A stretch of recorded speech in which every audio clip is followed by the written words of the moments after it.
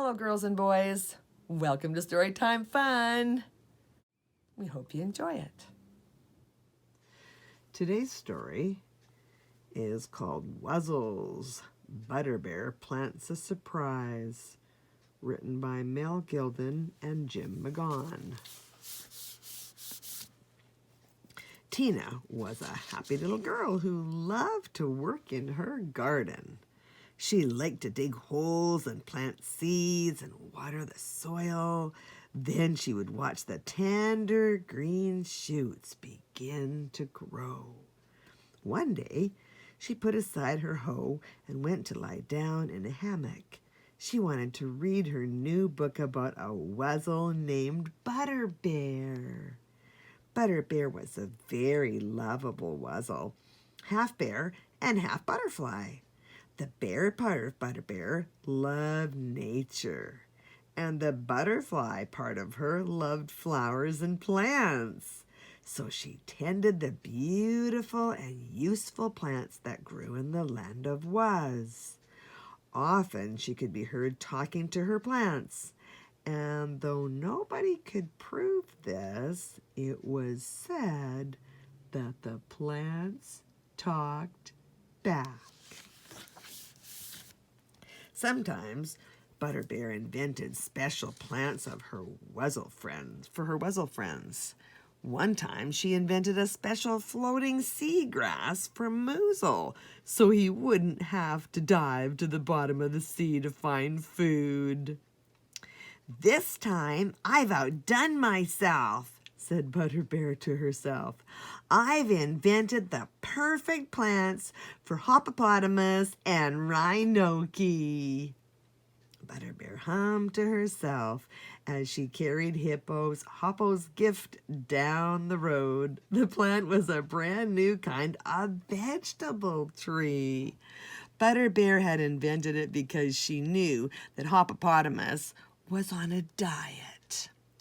"This plant will solve her salad problems forever. Hoppo will love it."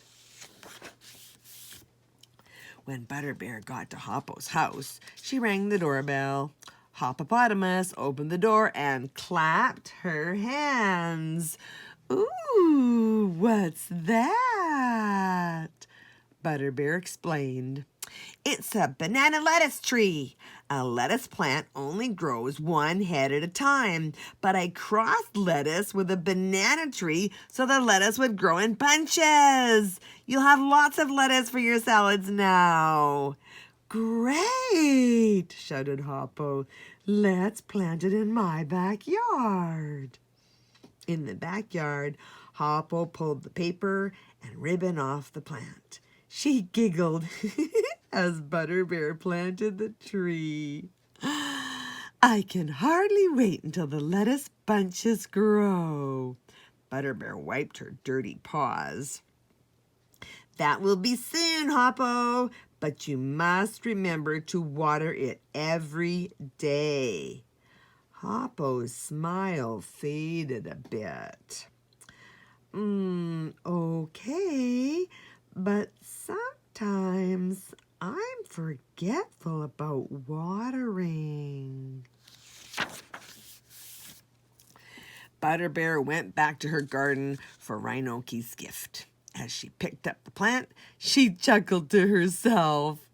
"Rhino Key likes jokes and tricks. The new plant will be lots of fun for him." She arrived at Rhino Key's house and rang the doorbell. Instead of a ringing, it made a loud honking sound.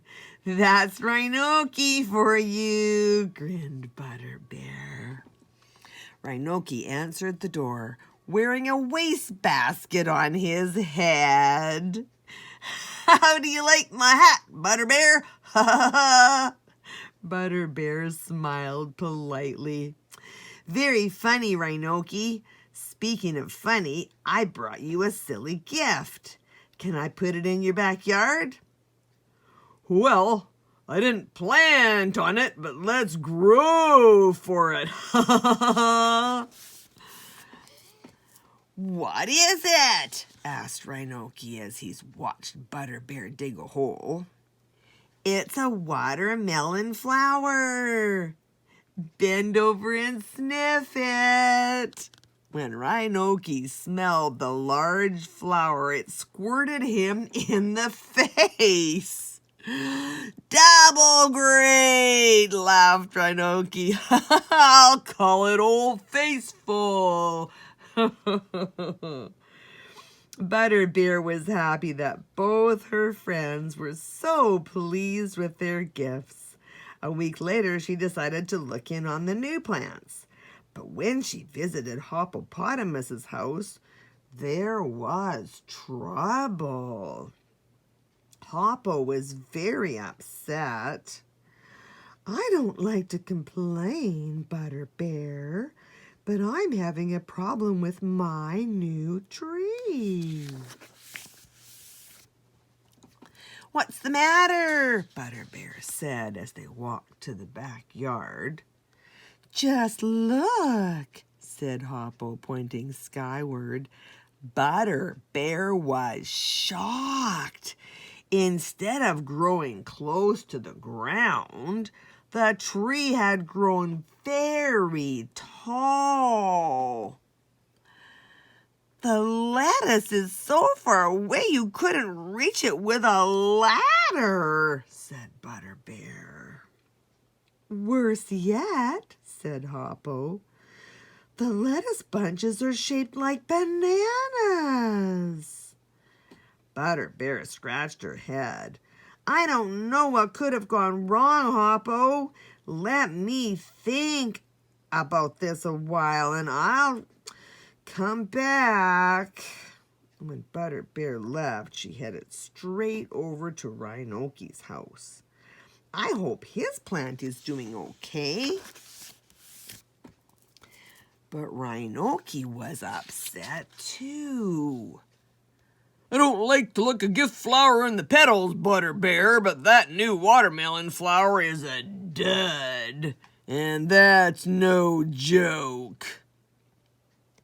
"What seems to be the matter with the plant?" asked Butterbear. "See for yourself," said Rhino Key. Go ahead, sniff it." Butterbear walked over to the watermelon flower and sniffed it. It didn't squirt her in the face. It just dribbled out a small stream of water. "It does that all the time," said Rhino Key. "That's about as funny as a broken joy buzzer." Rhino Key was upset. "This bad joke could ruin my reputation." Poor Butterbear excused herself and walked sadly home. Back in her own garden, Butterbear looked around gloomily. "I'm no good at inventing plants anymore. Why, I'm not even fit to tend them. Maybe I should give up gardening entirely." She broke her garden hoe back scratcher in two and sat down with a sigh. She was very sad. Tina leaped from her hammock. "Butterbear can't quit gardening. I think I know an answer. Oh, I wish I was there to help her. I wish I was in the land of Wuzz." Suddenly the sun glittered off a watering can and dazzled Tina so she couldn't see. But when she looked around, she was in Butterbear's garden. Butterbear sat up with a start. "Who are you?" "I'm Tina, and I think you're the greatest gardener in the world." "No, I'm not," frowned Butterbear. "I make crummy plants." Tina shook her head. "Just because they don't work the way you wanted doesn't mean they're crummy. Maybe if you looked at what the plants really did, you would see they're great." Butterbear suddenly smiled. "I get it." The plants were meant to do different things. All I have to do is give the right plant to the right Wuzzle. That's it, Tina cheered. Butterbear grabbed her shovel and said, "Come on, we have some switching to do." Together, they ran to Hoppos' house. Butterbear and Tina ran into Hoppos' backyard and started digging up the banana lettuce tree. "What are you doing?" cried Hoppo. "Trust me," said Butterbear, lifting up one end of the tree. "And don't worry," Tina said, picking up the other end. "We'll be back." The two of them scampered off down the street. When they got to Rhino Key's house, they found him making faces at himself in his fun house mirror. He looked up from his funny reflection and saw the banana-shaped lettuce. "Say, that's a yummy-looking plant. Where are you going with it?" "Your backyard," said Butterbear as Tina and she ran past him. Butterbear dug up the watermelon flower, then plopped Hoppos' tree into the hole. "I'm taking away your dribble flower and giving you this butter lettuce tree instead. I hope the tree isn't too high for you." Rhino Key smacked his lips. Let us not be silly. Trees are no problem to me. I'm half monkey, you know. Ha ha ha ha ha. Rhino Key scampered up the tree with ease and began munching on the new treat. Butterbear and Tina carried the watermelon flower back to Hoppos' house. Under Hoppos' suspicious eye, the two of them planted it. Hoppo frowned. "First you give me a lettuce tree that's too tall. Now you give me a flower that leaks. Is that supposed to be better?" "Of course it is," said Butterbear proudly. "With that flower dripping water all the time, you'll never have to remember to water your plants." Hoppo grinned from ear to ear. "That's wonderful. I'll take 6 more. I want my entire garden watered by watermelon flowers." Back at her garden, Butterbear gave Tina a beautiful sunflower rose. "Thanks for helping me match the right plants to the right Wuzzles." Tina smiled. "Well, sometimes you can solve a hard problem if you just look at it in a new way." Then Tina gave Butterbear a great big snuzzle. Well, that's it for today. We'll see you next time.